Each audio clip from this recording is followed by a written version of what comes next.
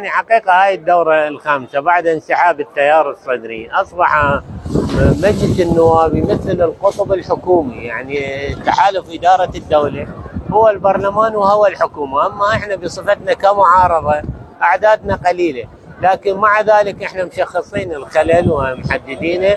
والسياسة النقدية في العراق سياسة فاشلة، وسياسة البنك المركزي بتغيير سعر صرف الدينار العراقي كانت سياسة غير مدروسة عشوائية. هذا أدى تغيير سعر الصرف إلى أن خسرت الحكومة حوالي 14 مليار دولار، يعني من 13 إلى 16 مليار دولار، العفو، من 13 إلى 16 تريليون دينار خسرت الحكومة العراقية بسبب تغيير سعر الصرف.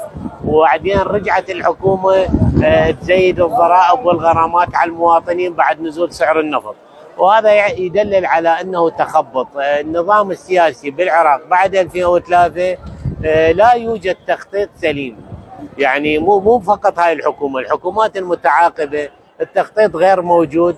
فلذلك اليوم احنا نشهد مبيعات البنك المركزي 300 مليون دولار باليوم، وباعتراف رئيس الوزراء بتصريحات سابقة أنه العراق لا يحتاج تصريف من 30 إلى 50 مليون.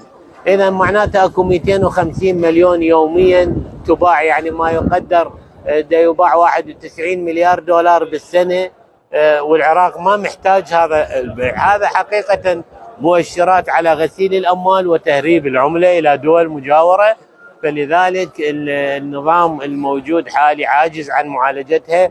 والغريب أن الحكومة الحالية غيروا محافظ البنك المركزي عندما كانت مبيعات البنك المركزي 85 مليون دولار، يعني قريب يوصل لل50. لكن اليوم البديل اللي اجى صعد المبيعات الى 300 مليون دولار، زاد غسيل الاموال، زاد التهريب العملي.